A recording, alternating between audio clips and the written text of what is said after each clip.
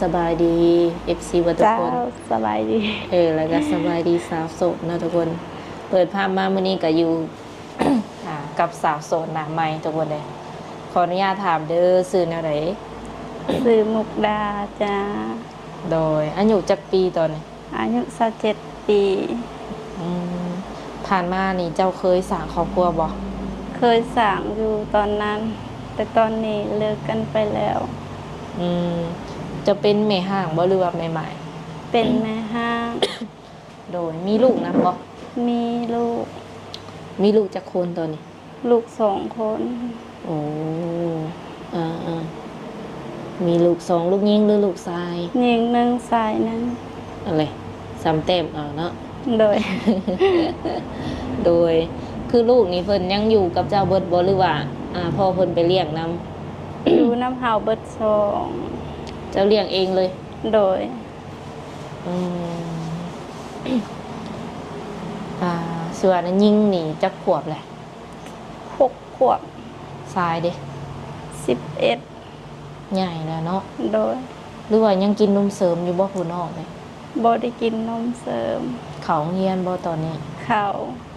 โดยขออนุญาตถามแบบว่า ทวนขึ้นเนี่ยจังหน่อยเนาะ โดย เป็นแนวใดแบบว่าคือได้เลิกลากับเพิ่นน่ะนะ เพิ่นไปเอาเมียน้อยก็เลยเลิกกันไป อืมเพิ่นมีแบบว่ามือที่3หรือว่าเมียน้อยอะไรเนาะ โดย อืม เพิ่นขอเลิกบ่หรือว่าเจ้าเลิก แม เอง นเพิ่นขอเลิก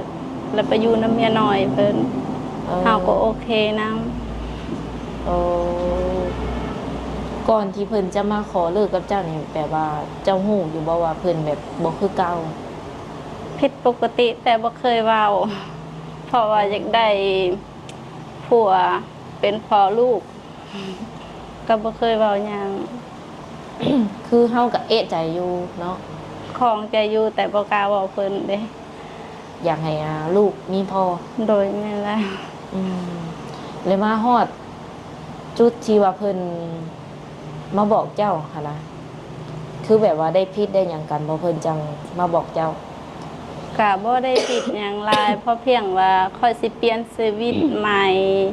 เฮาก็โอเค ตามสบาย เปลี่ยนหยังก็ เปลี่ยนชีวิตใหม่เพิ่นว่า โอเค โอ้ ตามสบายเฮาก็ คัดใจเพิ่นบ่ได้เด้ เออ เจ้าก็ว่าแบบนี้กับเพิ่น แม่น แบบว่าบ่ได้ยื้อบ่ได้ลั่งหยังเนาะ บ่เราก็บ่ได้เอาหยังแบบว่าเลิกกันธรรมชาติเฮาก็บ่ได้เอาหยังนำเราเลย แบบแล้วไปแล้วมัน อืม เฮาก็บ่มักเว้ายาวหั่นนะ อืมมีสินสมสางนํกันบ่ มีอยู่ มีแบบว่าเป็นหยังเป็นเฮือนบ่หรือว่า เป็นเฮือน แต่เฮ็ดหยังบ่แล้ว มีแต่เฮือนหลังเดียวนะหรือว่ามีแนวอื่นอีกบ่ มีแต่เฮือนอยู่ให้ลูก อืมอืมอยู่กินนำกันนี่ได้โดนบ่สาวมุกดา 5 ปี เออคือความหักของเจ้านี่แบบ เจ้าฮู้จักกับเพิ่นเองหักมักกันเองบ่หรือว่าพ่อกับแม่นี่เพิ่นให้เอา มักกันเองพ่อแม่นะบ่ได้เว้าหยัง อ๋อตอนเลือกนี่ก็คิดว่าเลือกดีแล้วบ่ โดย พออยู่นำกันเลยอยู่นำกันนี่ประมาณจักปีเพิ่นจังรู้สึกแบบรู้สึกว่าเพิ่นเปลี่ยนไปนะจักปี ประมาณ2 ปีปลายก็เปลี่ยนไป เออหากเจ้าก็อดอยู่จนฮอด5 ปีพุ่นเนาะ แม่นเพื่อลูกง่ายเด้ โอ้ บ่มีไผเลี้ยงลูกซอยเด้ ฮู้อยู่ก็อดเอาประมาณนี้ โดย อืม อืมในระหว่างที่ว่าหักกันใหม่ๆนี่ก็ดีบ่ ดีธรรมดาบ่ได้เป็นหยัง อืมเพิ่นเฮ็ดแนวใดเจ้าจังเอะใจนะเพิ่นให้บ่หรือว่าเพิ่นแบบใดเฮ็ดแบบใดใส่ กับเพิ่นบ่ได้ให้เพิ่นก็มีแต่ว่าไปเวียกก็บ่ได้ดูแลลูกซอยก็บ่ได้มีสิทธิ์เว้าเพราะว่าเพิ่นมีอาชีพเด้ห้ามบ่มีอาชีพ ช่วงแรกๆก็โอเคเนาะช่วงแบบ2 ปีขึ้นไปแล้วเพิ่นมักจะแบบว่าไปเฮ็ดเวียกหลาย โดย บางมื้อก็ว่าไปเวียกเด้อไปเวียกเด้อประมาณนี้ แม่ บ่ได้เอาใจใส่คือเก่า แม่ เจ้าก็เลยรู้สึกว่ามันแบบเริ่มเปลี่ยนไปสิบ่อืมขออนุญาตถามเด้อสัปัจจุบันนี่ โดย เจ้าอาศัยอยู่กับไผนี่ หึ แบบว่าเจ้าอาศัยอยู่กับไผพ่อแม่บ่หรือว่าอยู่เพื่อนตัวเอง อยู่เหือนตัวเอง อันเพื่อนที่ว่าเฮ็ดยังบ่แล้วนะ ตอนนี้น่ะ แล้ว โอ้ เป็นเพื่อนแบบว่า เวลาบ่ เป็นเหือนใหม่ จักสั่นสองสั่น สันเดียว เป็นแล้วเนาะ โดย ถ้าพ่อกับถ้าแม่นี่เพิ่นก็ยังอยู่นํกันบ่ตอนนี้ พ่อแม่ก็อยู่เหือนพ่อแม่เฮาก็อยู่เหือนเฮาคนเดียว ลูกเจ้าได้อ่ะ เวลาเฮาบ่อยู่พ่อแม่เบิ่งให้เอามาอยู่เหือนเฮา อืมขออนุญาตถามเด้อปัจจุบันนี่เจ้าเฮ็ดเวียกหยัง เฮ็ดเวียกเฮือนอยู่น้ำเอื่อยนางนี่แหละ เฮ็ดเวียกเฮือนบ่ โดย คันภาษาไทยนี่ ที่เขาฮ้องว่าแบบแม่บ้านจังซี่บ่ โดย โอ้ก็ดูแลแบบเฮือนซานบ้านซองกับข้าวกับน้ำแบบนี้บ่ แม่น โอ้มาเฮ็ดได้โดนแล้วบ่ 7-8 เดือนแล้ว โอ้โดนเลยเนาะ ถือว่าเก่งเติบได้สิฮอดปีเลย เงินเดือนนี่สูงอยู่บ่สาวมุกดา 4 ล้านเพิ่นรายให้ อืมโอเคเนาะสำหรับบ้านเฮานี่ก็ถือว่าหลายพอสมควร โดย เวลาได้เงินนี่ ฝากกลับบ้านบ่หรือว่าเก็บเอง ฝากพ่อแม่เฮ็ดเฮือนเฮ็ดซานเลี้ยงลูก คืออัน ใส่ใจครอบครัว อ๋อสมมุติเด้อเจะได้เงินมาเนาะได้เงินเดือนปึ๊บ4 ล้านนี่นะฝากให้เพิ่นประมาณจักล้าน 2 ล้าน เก็บไว้ที่ เก็บไว้ ที่ตัวเองอีก2ทิศหนึ่งนี่เมื่อเยี่ยมเพื่อนจักมื้อ บ่ได้เมื่อเลย สิ้นเดือนได้เมื่อ เออ หับเงินแล้วก็ได้เมื่อ ผักบ่ โดย สมมุติเดือนใดได้หักเงินใดได้ผักจากมื้อเบียค่ะ ประมาณ3 มื้อ อืมเวียกเจ้านี่บ่ได้มีมือผัก มีแต่ลาเองบ่ บ่มีมือผัก ข้าวน้ำซ้ำปลาอีหยังแม่นอยู่น้ำเพิ่นทุกอย่างบ่ โดยแม่น โอ้เป็นอะไรวายอยู่บ่ ธรรมดาพออยู่ได้ เนาะ ในใดก็สู้หั่นแหละเนาะเพราะว่ายังมี แม่น คนน้อย2 คน ที่ว่าบนเขาโรงเรียนอยู่แม่นบ่ ข้าว เดือนหนึ่งนี่แบบค่าใช้จ่ายลูกนี่หลายบ่ กะ 2 ล้านก็บ่อยากกุ้มแหล้วแต่บ่มีเด้ ต้องได้แบบประหยัดติ โดย อืมในมื้อนี้นี่ถือว่าโสดสนิทบ่ แม่น อีหลี บ่แท้บ่ แม่น ผู้บ่าวแบบว่าเที่ยวบ้านไทยบ้านเฮานี่เขาบ่ได้มาจีบเฮาบ่ บ่เคยอยู่บ้านมีไปเฮ็ดเวียก อืมอันนี้บ่แม่นบ้านเกิดเจ้าเนาะแสดงว่า บ่แม่น คือสมมุติว่าเฮามาเฮ็ดเวียกแบบนี้ก็ออกไปลิ้นห้านอาหารหรือว่าเทคบาร์อยู่บ่ บ่มีเวลาไป คันมีเวลาก็คิดว่าสิไปบ่ ไปได้ เออ กันมีหมู่อันนี้บ่มีหมู่ไปบ่ได้ อืมในใจนี่มักไปเที่ยวอยู่บ่ มัก ดู ก็คือมักไปลิ้นไปเที่ยวอยู่เพิ่นว่าเนาะทุกคน แต่มื้อนี้นี่ถือว่าออกมาเปิดใจเนาะ โดย เปิดใจในมื้อนี้นี่สาวมุกดาเปิดแบบใดเปิดหาคนคุยแก่เหงาซื่อๆบ่หรือว่าอยากได้สามีคนใหม่ อยากได้สามีคนใหม่เลี้ยงลูกซอย อืม มีสเปคบ่ ยังบ่เคยเห็นยังบ่ฮู้สเปค แบบว่า สิ่งที่เจ้ามักนี่นะอยากได้คนแบบใดบ่ว่าบ่มีเลย เจ้าอยากได้คนสูงบ่หรือว่าคนเตี้ยคนดำคนหล่อจังซี่บ่มีบ่ในใจ ก็อยากได้คนแบบประมาณสูงเกินก็บ่ปานใด1.60 1.70ประมาณนี้ อ่า สมมุติแม่น50แล้ว 1.50ก็โอเค โดย อายุได้ประมาณเท่าไหร่เจะอยากได้ 40 50 60บ่ฮู้บ่ คุยได้บ่เป็นหยัง พอมีคุยแบบว่ามีชีวิตมีความสุขก็โอเคบ่เลือกกับอายุ เออคือบ่ได้แบบโฟกัสเนาะว่าเพิ่นจะยังน้อยหรือว่าอายุหลายประมาณนี้ สิ่งลักๆที่ว่าเจ้ามักผู้ชายนี่นะจะมักประมาณใดแบบนี้ใส่ใจคอเพิ่นจะอยากให้เป็นประมาณใด ให้เข้าใจว่ามีภาระ ตอนนะ จะบ่ได้อยากให้เพิ่นแบบ เป็นแนวนั้นแนวนี้จะบ่ได้มีในใจบ่ อยากให้มีอาชีพอยู่เพราะว่าเฮาบ่มีอาชีพเด้ ขอคนที่ว่ารับในสิ่งที่เพิ่นเป็นได้เนาะก็คือเป็นแม่ห้าง แล้วก็ค่อนข้างว่ามีภาระคือต้องเลี้ยงลูก2คนเนาะ แม่ คันว่ารับในจุดนี้ได้แม่นเรื่องอายุเพิ่นจะหลายหรือน้อยเจ้าก็บ่ได้ว่าขอเพียงแต่เลี้ยงลูกเลี้ยงเมียกุ้ม โดยและคนที่สิเข้ามานี่เป็นพ่อห้างพ่อหมายบางคนมีลูกติดนำคือกันกับเจ้านี่นะรับได้บ่ หับได้คะแนนเรียงกลุ่ม ฮะ หับได้คะแนนเรียงกลุ่ม โอ้ ฟังภาษาเพิ่นบ่อยากฟังเพิ่นเว้าบ่ค่อยอยากเข้าใจเนาะจะเป็นสาวลาวหลุ่มหรือลาวเทิง เป็นเล่าเถิง โอ้แบบว่าเว้าภาษาอีกภาษาหนึ่งได้บ่หรือว่าภาษานี้เลย เว้าภาษาเล่าเถิงได้ โอ้ภาษาลาวเทิงนี่เป็นแบบว่าสมมุติเฮาแบบสบายดีหรือว่าแบบใด ก็สบายดีคือกันสบายดีนะ แบบกินข้าวกินน้ำนี่จ้ะ อย่าดอย ผมเคยได้ยินอยู่ จ้าโดยประมาณนี้ แม่ กินข้าววะ แม่ เออ สำหรับคนที่ว่าอยากเรียนภาษาน้ำเพิ่นนี่ก็ได้ได้นี่เนาะ ได้สอนให้ มือละหน่อยมือละ4-5 คำเนาะ แม่ เจ้านี่สามารถว่าภาษาบ้านเกิดตัวเองก็ได้ ว่าภาษากลางนี่ก็ได้หรือว่าภาษาไทยนี่ว่าเป็นบ่ ประมาณบ่เป็นเนาะ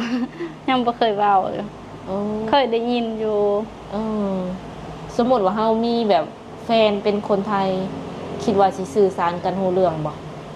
เข้าใจอยู่ คือเพิ่นเว้ามานี่เจ้าเข้าใจเบิดแม่นบ่ แม่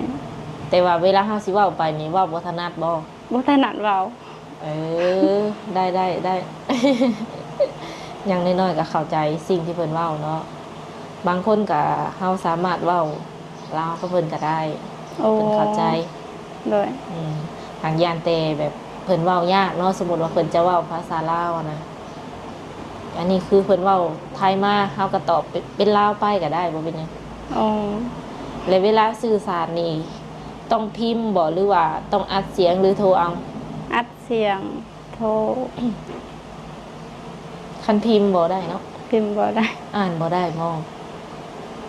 แบบลาวภาษาลาวภาษาไทยก็อ่านบ่เป็น อ่านบ่เป็นเลย เด้อเขาเนี่ยถามแบบตั้งแต่เฮาน้อยๆเนาะบ่ได้เคยเรียนเลยบ่ บ่เคยเรียน เป็นหยังคือบ่เรียน บ่มีเด้ย้อนมันลำบาก ก็คือบ่สามารถอ่านได้เลยเนาะตั้งแต่น้อย โดย คันเพิ่นจะสิทักมาลิดนี่เลยซะเพิ่นสามารถทักมาได้ทางใดนี่ วันแอปก็ได้เฟซก็ได้ อันไลน์ก็มีบ่ไลน์ บ่ มี มี บ่ ไลน์มีวันแอป เคยลินอยู่บนไลน์ค่ะ บ่เคยลินไลน์ เร็วเนาะ ส่วนไลน์กับผู้เบาหรือว่าหนุ่มๆที่ว่าในจากช่อง YouTube เนาะเพิ่นก็สิเล่นไลน์เป็นหลักห้องมากับเฟซ เนาะ แล้วก็ WhatsApp อีกส่วนหน่อย แต่ก็บ่เป็นหยังเนาะสมมุติว่ามีคนสนใจแท้ๆนี่เจ้าสามารถตั้งไลน์ได้บ่ ได้ แล้วก็วิดีโอคอลหรือว่าโทรเห็นหน้าก็ได้เบิดเนาะ โดยได้ ช่วงเวลาที่ว่าเจ้าว่างนี่เป็นช่วงไหน ประมาณ9 โมง 9 โมงเช้าบ่ 9 โมงกลางคืน เออ อันคือแบบว่าตอนเช้ากลางเวียนกลางเว้นนี่ได้ซะ กลางเว้นกะ10 โมง 11 โมงอืม หา1 โมงเจ้าเริ่มงานนี่จักโมงหาจักโมง 7 โมง 7 โมงเช้า โดยหาจักโมง 9 โมง 9 โมงแรงพุ่นอ๋อจ้ะ บางทีก็11 12เจ้าเฮ็ดหยังกันน่ะ เอาเด็กน้อยบ่นอนเด้อยู่น้ำน้อง โอ้มีเลี้ยงน้องนำอีก เลี้ยงน้องตั้ง4 คน โอ้เขาคิดว่าเจ้าเฮ็ดแต่กับข้าวนี่ได้ บ่แม่น เออ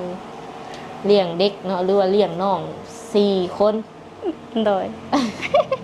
มันคือเพิ่นนอนพุ่นว่าเจ้าจากไหนนอน แม่น เออเลี้ยงเด็กน้อยอะไรเนาะทุกคน4 คนอันแสดงว่าบ่สามารถแบบคุยโทรศัพท์ได้ตลอดเนาะ บ่ได้ อืมคันคือแบบว่าเฮาอยู่ว่างๆแบบนี้เด้คุยได้บ่ ได้ อ่านเด็กน้อยนี่เพิ่นอยู่นำเฮาตลอดเลยบ่ซะหรือว่าอยู่ช่วงไหนนี่ อยู่นำแม่เพิ่น เออช่วงใดแน่ที่แบบว่ากับเจ้าอยู่น้ำเจ้าอะนะ กลางเว้นก็ประมาณ11 โมงก็10 โมงก็นอนแล้วก็คุยโทรศัพท์หา1 2 โมงก็ได้ เออก ลางคืนแหละมีเวลาน้อย สมมุติว่าเฮาตื่นมานี่ เจ้าเฮ็ดหยังแหน่เว้า FC ฟังหน่อย ตื่นมาเลยก็เมียนเหือนเมียนซานล้างถ้วยบวงนึ่งข้าวนึ่งน้ำอาบน้ำนองส่งไปเฮียน เจ้าบ่ส่งเพิ่นไปเรียน บางทีก็คอยไปส่งบางทีก็พ่ออยู่เหือน ขี่รถหยัง รถใหญ่ไป เจ้าขับเป็น พ่อนะขี่รถใหญ่เฮานะขี่รถจักรไปส่ง โอ้ แบบเปลี่ยนกัน เลย เออคันมื้อใดแบบว่าเพิ่นสะดวกก็เพิ่นไปส่งเอง แม่ คันมื้อใดเจ้าไปส่งไปขี่รถจักรหรือว่ามอไซค์ไปเนาะ โดยมอไซค์ไป เออ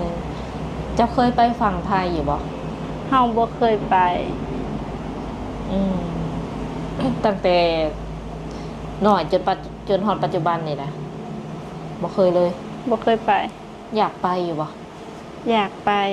จักมันเป็นจังได อยากไปเที่ยวหรืออยากไปเฮ็ดงาน ไปเที่ยวใน อืมคืองานนี่ถือว่าโอเคลงโตะแล้วบ่ตอนนี้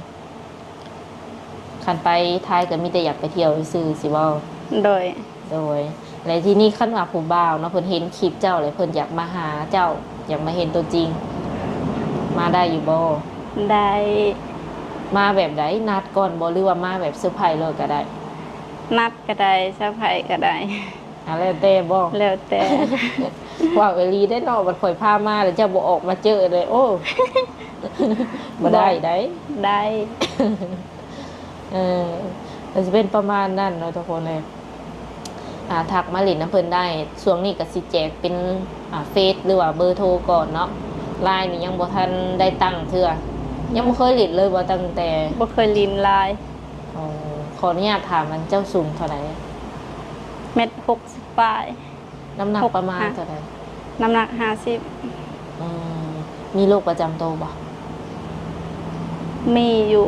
เป็นเอียง เป็นเนื้อ เนื้อ โดย เนื้อแบบเลย เป็นแบบเนื้องอกกันประมาณนี้นะ โอ้เนื้องอก อยู่บ่องใดน่ะ หมดลูก เนื้องอกอยู่ในมดลูกขออนุญาตเด้อทุกคนเลยบ่ได้แม่นว่าเนื้องอกอยู่ในสมองนะคือเขาว่านั่นบ่แม่นแล้ว บ่แม่ โอ้ต้องได้แบบว่าปิ้นปัวตลอดบ่หรือว่าในใด กะบ่ได้ปินปัว เห็นอะไรเถอะกินยาหรือบ่ได้เห็น ยาก็บ่ได้กินรอท่าแบบมันง่ายแหละผ่าตัด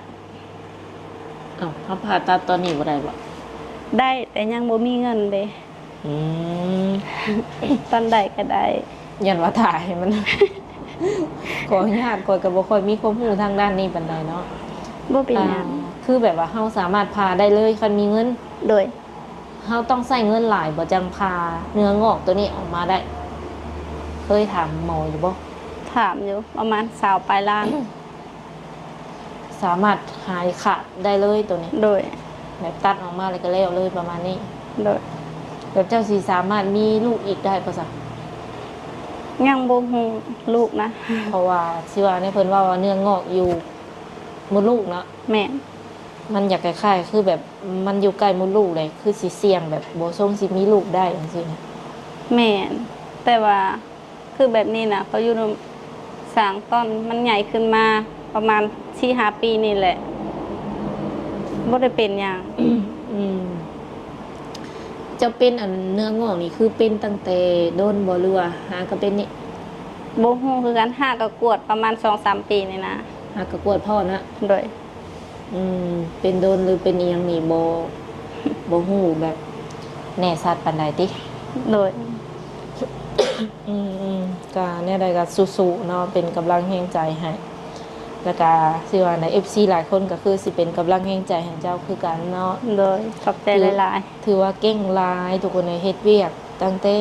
7 โมงจนฮอด9 โมงบางมื้อก็10 โมงเนาะเฮ็ดเกี่ยวกับเวียกเพื่อนเวียกซ่านหรือว่าแม่บ้านเนาะแล้วก็เลี้ยงน้องนำ4 คนทุกคนเลยเก่งสุดเนาะ โอเคสุดท้ายนี่ทางสาวบุญเพียงเองเนาะก็มีน้ำจิตน้ำใจให้เพิ่นไว้เติมบัตรเติมเบอร์เนาะทุกคนเป็นจำนวนเงินกับ100,000 กีบเนาะเป็นเงินเสียในของผู้ใหญ่ใจดีที่ว่าเพิ่นนะซัพพอร์ต YouTube ของข่อยเนาะ ๆโดย เป็นผู้ใหญ่ที่ว่าอยู่ทางไกลพุ่นแหละอเมริกาพุ่นเนาะ อ๋อ เพิ่นฝากมาให้สาวโสดแต่ละคนนี่ทุกคนที่ว่าถ่ายคลิปน้ำข่อยจะได้คือการเนาะ โดย 100,000 กีบจะได้เอาให้เพิ่นเลยอ่ะ โอเคขับใจเด้อ FC ผู้ใหญ่ใจดีว่าสิ ใหญ่ใจดี โตยยังบ่เคยยังเถื่อได้เนาะ บ่เคย บ่เป็นหยังสุดท้ายนี่มีหยังอยากฝากแบบถึงผู้บ่าวหรือว่าหนุ่มๆที่สิเข้ามาคุยกับเจ้าบ่ ฝากความคิดฮอดเด้อทุกคน โอเค จักว่าได้เพิ่นเบิ่งแนวหนึงก็คือสาวเบิ่งแนวหนึงก็คือเป็นคนอารมณ์ดีเนาะ